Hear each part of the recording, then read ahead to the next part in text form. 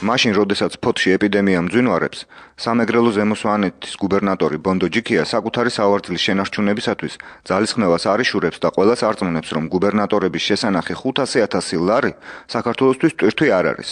ნანა ხუბუტია გუბერნატორის მისაღებიდან. მოქალაქეთა კავშირი საქართველოში გუბერნატორის ინსტიტუტის გაუქმებას მოითხოვს. რას ფიქრობს პრეზიდენტის რწმუნებული სამეგრელო ზემო სვანეთის რეგიონში ბონდო ჯიქია? მე გუბერნატორი არა ვარ, მე ვარ პრეზიდენტის სახელმწიფო რწმუნებული სამეგრელო ზემო სვანეთში.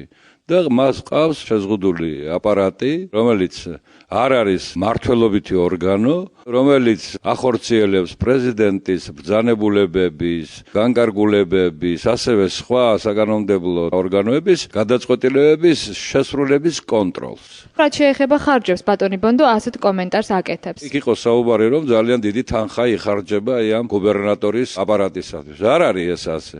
ჩვენი რწმუნებულის აპარატის ბიუჯეტი, თუ შეიძლება ასე ითქვას, არის 50,000 ლარი წლიური.